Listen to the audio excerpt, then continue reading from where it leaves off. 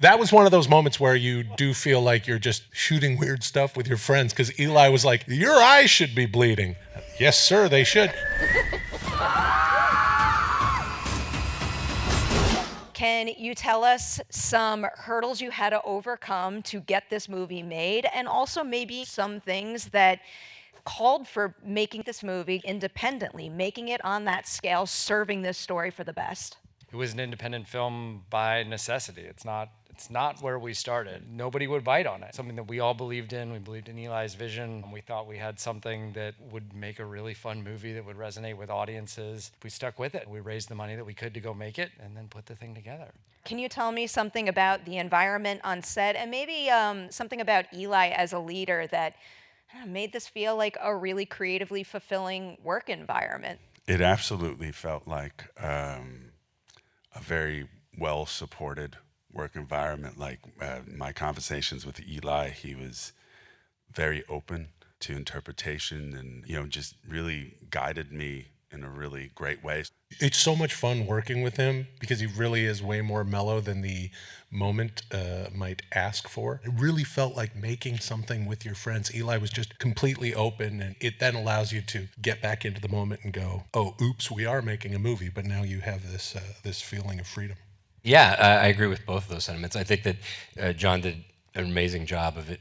I know it must have been hectic and it must have been brutal just because I know the budget was small, but it was never felt on set. And even when there's practical effects, so there's like that scene in the doctor's office where like there's going to be a blood splatter. We get one chance at that, and that was 3 a.m. I mean, we couldn't go into overtime, and you're going to have to. I don't know how much blood is going to happen, but Eli has this optimism towards everything. I mean, it's very easy on small movies like this to just like start to get ground into dust and like have a bad cloud around, and there's not enough to eat or whatever. Like you're just like, oh, there's nowhere comfortable to sit and stuff like that. But like because Eli had this optimism, as did John and the whole crew, it like always felt upbeat with all these long night shoots. And Eli's also very collaborative. I just think that's it's easy for, I think, the dad guy to be sort of relegated to the side in these movies, but I think he loves actors, and I think he gave everybody enough to chew on all the time, and so the creative experience was also joyous on top of the actual just the mechanics of shooting something.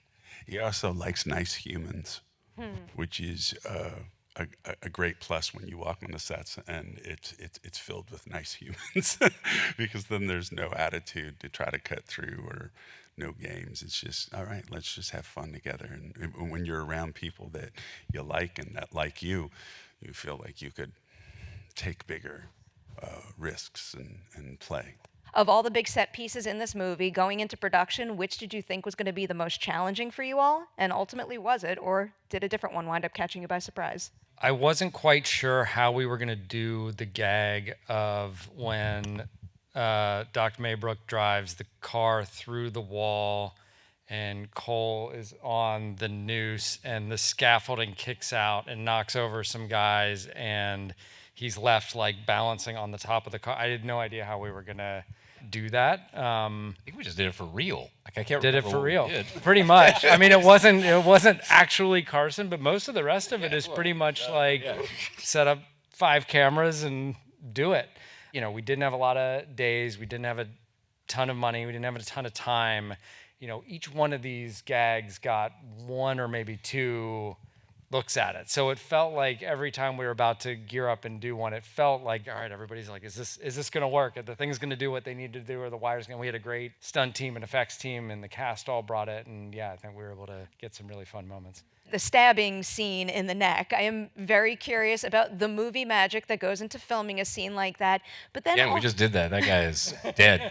The other thing I wanted to make sure to ask you about, though, in addition to the movie magic, not the real deal, is your line delivery after when he's pulling out the knife, because that's a prime example of a moment that feels scary, but you just absolutely nail slipping some comedy in there too. Oh, that's very nice. Thank you. I mean, but it's in there. I mean, you're just reacting to. Like, that's what's so great about horror movies. It's constant reacting to craziness, and so it's almost hard to escape. I think, and also that all that tension buildup, it just leads to comedy whether you want it to or not.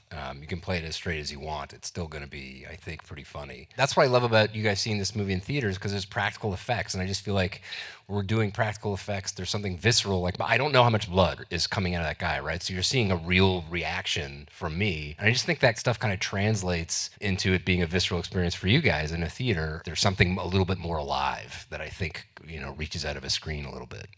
Will, can you walk us through what it took for death by cattle prod in the mouth? Yeah, if you're going to kill someone with a cattle prod, right under the tongue is the best place to do it. That was one of those moments where you do feel like you're just, shooting weird stuff with your friends, because Eli was like, your eyes should be bleeding.